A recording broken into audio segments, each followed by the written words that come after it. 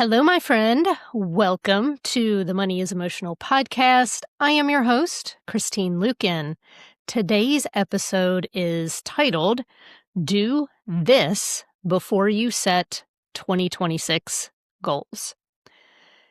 The new year is upon us, and many people are busy at work setting their New Year's resolutions and making their goals. There's no problem with doing this. Except many people skip over some very important steps and dive right into goal setting. That used to be me, so no judgment if that's how you've been doing it. I want to make sure that I had all of my business and personal goals and resolutions set by January 1st.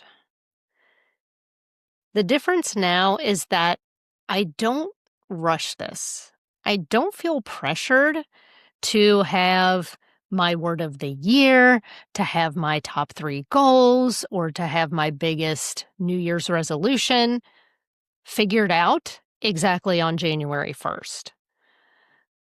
I don't rush this now because there's a process that I go through before setting goals. And I'm going to tell you exactly what it is. It is called the year-end celebration.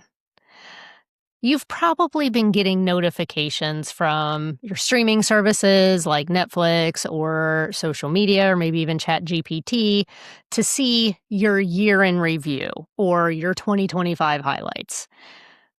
And those things are great. They remind us of all the things that we've done over the last year on that particular platform. I do the same thing for my entire life around New Year's. I take time to celebrate the past year. Many times, especially we as women, fail to celebrate what we've accomplished, and we just jump right ahead to creating our next batch of goals. I have been guilty of this myself. In fact, I've only been doing this year-end celebration for probably the last 4 years. Pieces of this I've learned from different mentors, especially Melanie Ann Layer, and I have incorporated my own way of doing this. But I used to be the kind of person who, once I checked something off my list, it was on to the next thing. But I found that it's really important for us to celebrate the things that we've accomplished, and not just the things we've accomplished, but also the special memories that we've created, time spent with family or friends, or maybe new hobbies that you've picked up or places that you've traveled to. We want to celebrate these things for 2 reasons. The first one is to remind ourselves of everything that we have accomplished and experienced, and secondly, to remind ourselves that we are building this next year on the momentum of this current year. I don't know about you, but I used to feel like everything reset to 0 on January 1st. But that's not exactly true. Like, we tell ourselves on January 1st, I've worked out 0 times this year. I've made $0 in my business this year. I have 0 new clients. I've lost 0 pounds this year. I've paid off $0 of debt this year. January 1st is an arbitrary date. It's an artificial deadline that we in Western society have decided is important. But here's the fact that you need to remember. Your year doesn't start at 0 unless you say it does. The reason that the annual celebration is significant for me is that it reminds me that I'm launching into the new year from the foundation, not just of the previous year, but of all my years. That mindset shift has made an enormous difference for me. So now, January feels like a continuation of the momentum of the previous year rather than a reset where everything is wiped away on the metaphorical whiteboard and then it's a blank slate and there's nothing and you're starting from zero, because you're really not starting from zero. So now that we've got that mindset shift for you to consider, let's dive in and talk about exactly how I conduct my annual year-end celebration. So first of all, there's two very critical tools that I use. The first one is my phone, and the second one is my planner. So the first thing that I do is I create a photo folder on my phone called 2025 Celebration. So maybe you're listening to this in 2028, so you're going to call it your 2028 Celebration.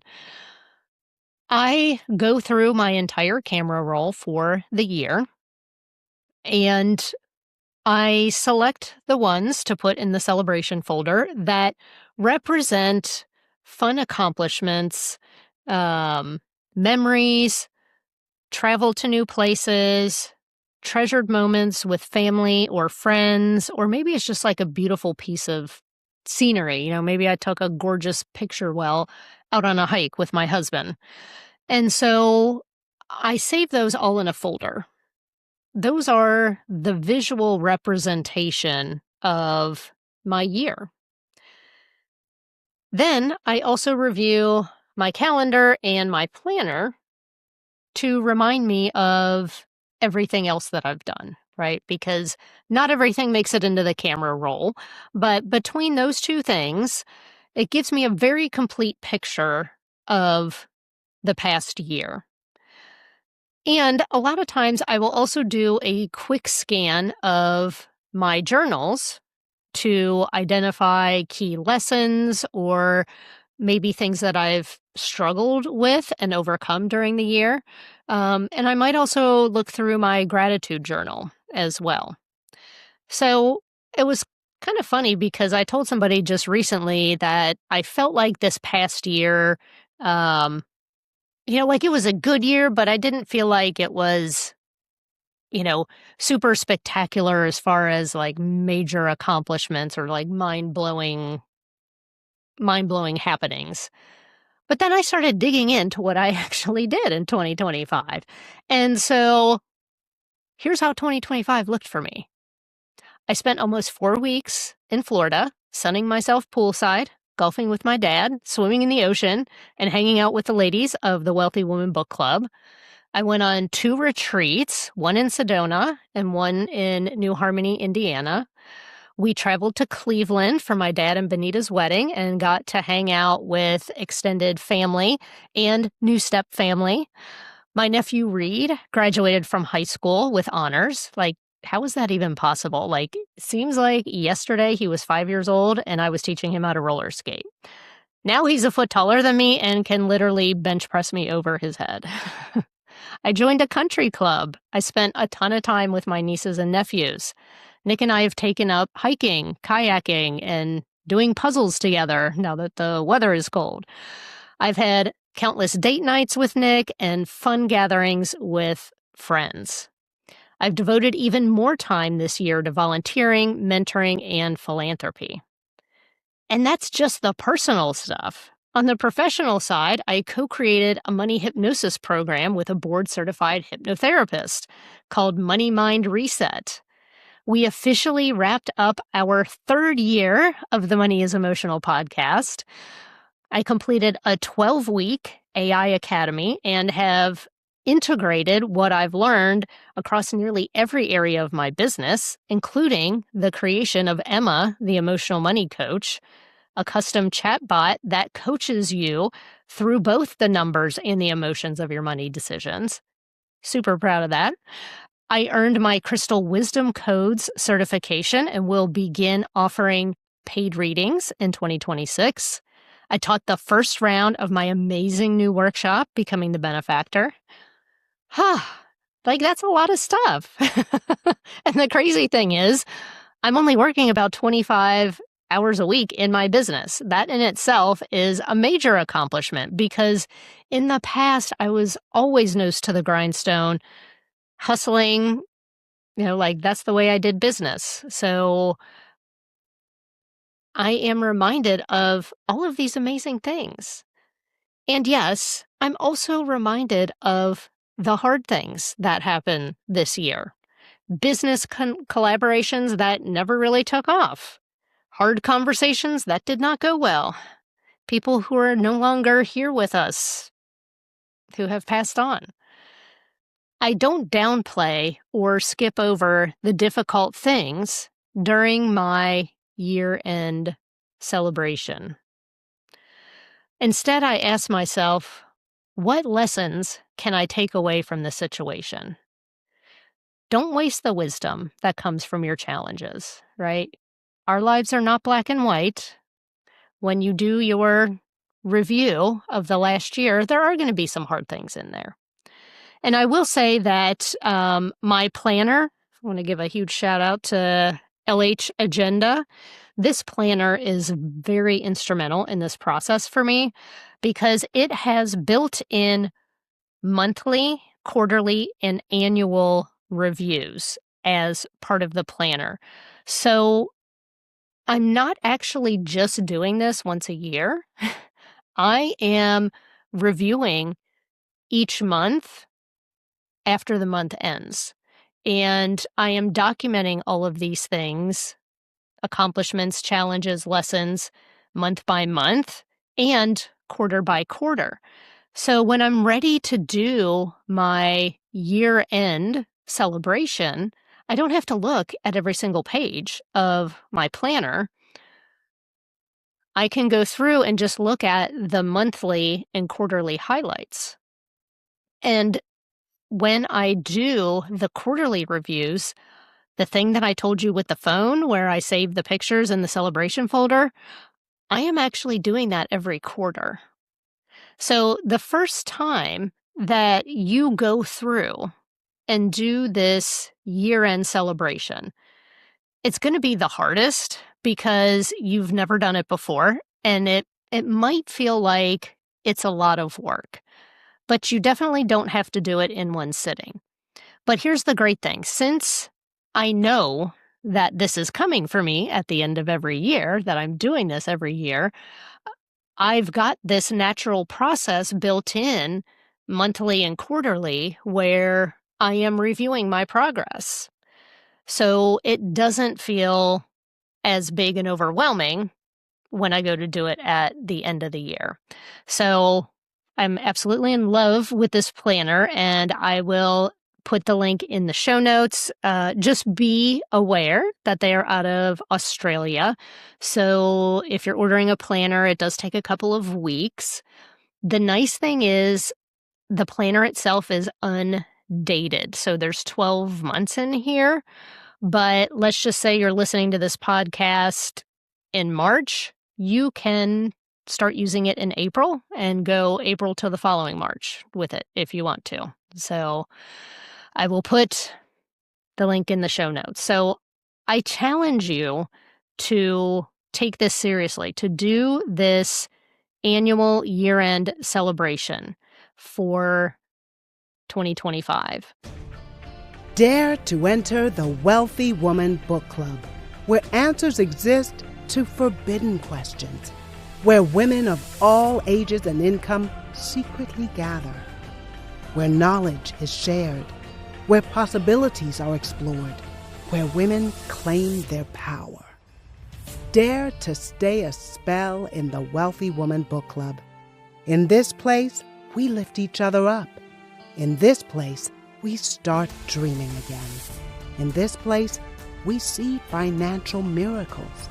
In this place, we grow through the glory and the failure.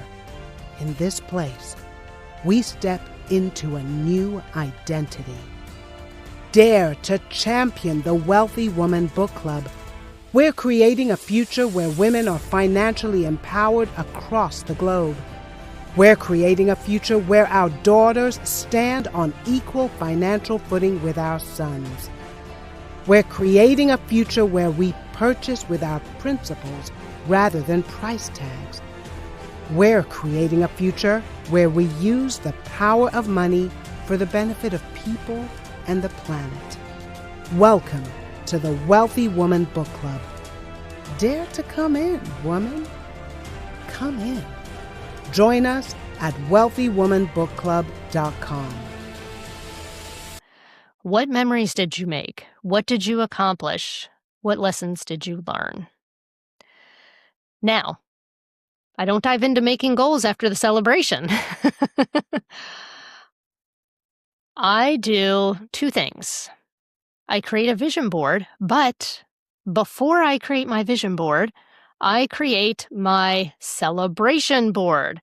So when you're finished with your reviewing all your pictures, reviewing your planner, your calendar, compiling that list of accomplishments, lessons, etc., then it's time to create not yet your vision board, but your celebration board.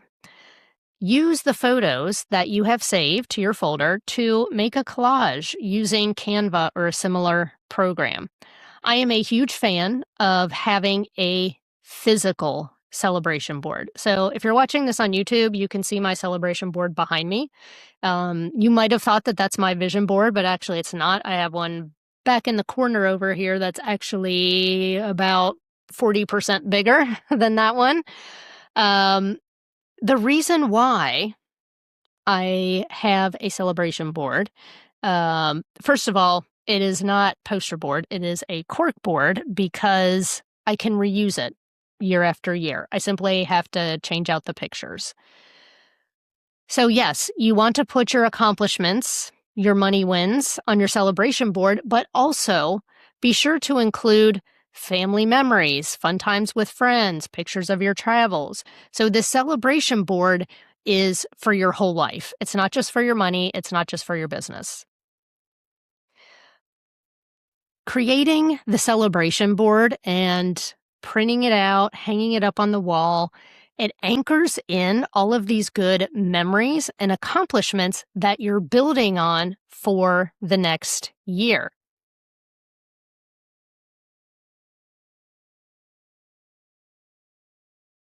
It also serves another purpose.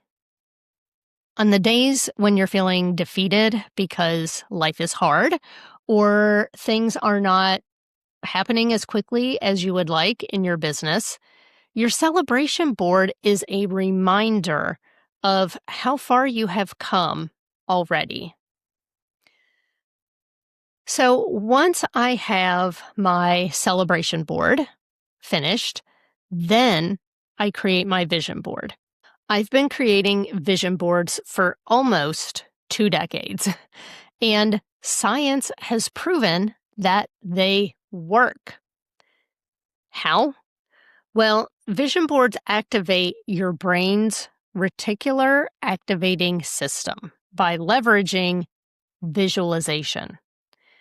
Repeatedly seeing images of your goals and of your vision helps your unconscious mind to prioritize them, making you notice opportunities that you might otherwise miss. While the emotional connection of visualization acts as a mental rehearsal, it increases motivation and belief in achieving these goals. So this is a psychological tool that uses visual cues to sharpen your focus and boost your confidence. And it aligns your subconscious mind with your conscious goals. And it leads you to take action. So I include every area of my life on my vision board. My business, my travel goals, personal development, home improvement, relationships, hobbies, things that I want to buy. I include things that I want to experience or accomplish this year, and also further out into the future. So the things that I have on my vision board, I know some of them are going to come to fruition this year. Some of them might take longer. But here's the thing. Rather than just saying this is the 2026 vision board, we never know the timing of the universe. And sometimes you think that a goal is going to take 3 to 5 years, but it ends up coming to fruition this year. So we don't want to put limits on the universe, right?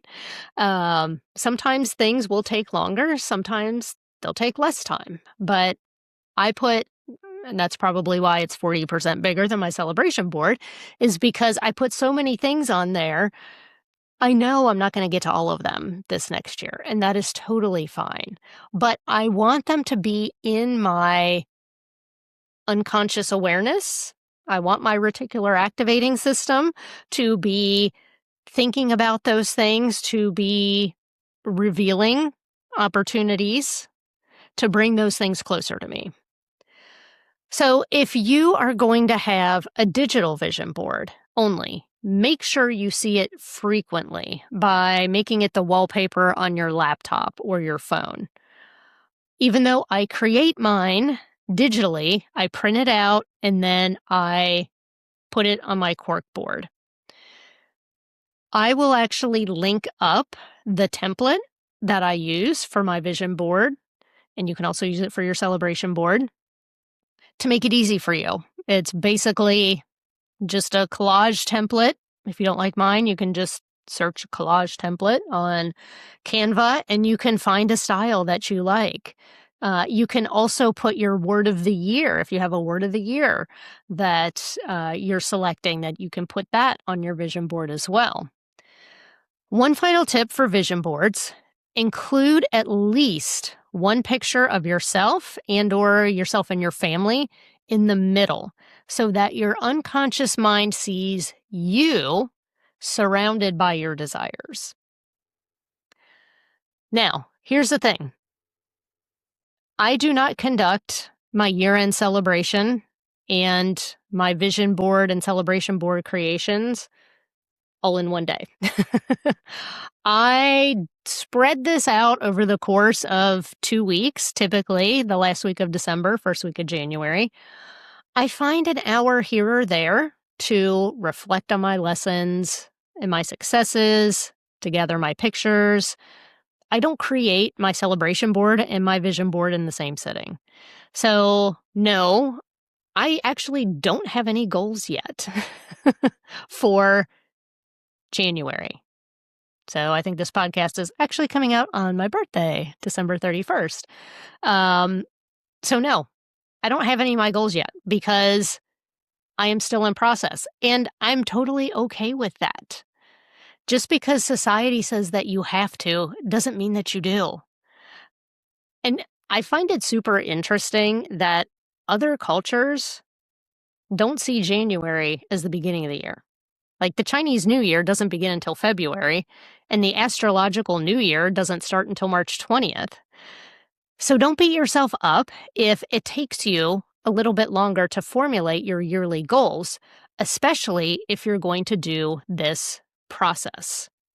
So once you go through this process of having your year-end celebration, creating your celebration board, doing a vision board, or maybe you just need to refresh your vision board. That's what I do since I make one every year. I go back to last year's and I refresh it. There's some things I take off that I'm like, yay, I've accomplished this, or no, that's not really important to me anymore. And I refresh it and put new pictures on it, and then I reprint everything and put it up on my cork board. So once you have done all that, now it's time to create your goals for the new year. And I will say, as part of this year-end process, I do also review my business financial results and my personal financial results.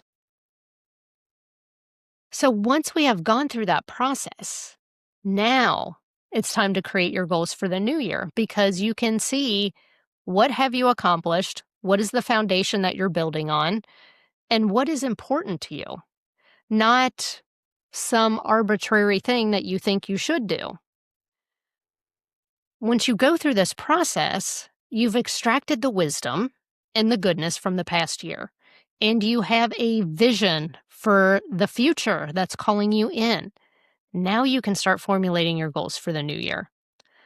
Many people create goals, especially financial ones, that they think they should have, like make $100,000 in my business this year, or finally have a $20,000 month, pay off my credit cards, buy a new car, get a good job making 30 grand more than I'm making now. Those goals are fine, but if they're not connected with your greater vision, they're going to fall flat. Why do you want to make 100 grand in your business this year? Look at your vision board. We want to infuse our goals, especially the money ones, with emotion and meaning. So maybe the goal needs to be, I'm earning 100 grand in my business this year so I can be debt free and take the family on our dream trip to Disney World. Money is meaningless unless it is connected with something that supports our happiness. So if you've had the same financial goal for years and you're still not achieving it, that's probably why. So if you invest the time in celebrating your year, extracting the lessons, the wisdom, the cherished memories before you dive into setting goals for the coming year, I promise you that these goals will be sharper and more meaningful. This means you'll be more likely to achieve them because you're going to be excited about them. And when you're ready to formulate your goals, financial or otherwise, for the coming year, check out episode 9 of the Money is Emotional podcast for tangible tips about goal setting. Well, my friend, this is where I leave you for today. If this conversation inspired you, please leave us a review. It helps more good-hearted people like you to find the Money is Emotional podcast. And if you're not a subscriber yet, what are you waiting for? Just hit that subscribe button so you never miss a dose of financial dignity. Until next time, this is Christine Luken reminding you, you're good enough, you're smart enough, and gosh darn it, people love you, including me. Bye for now.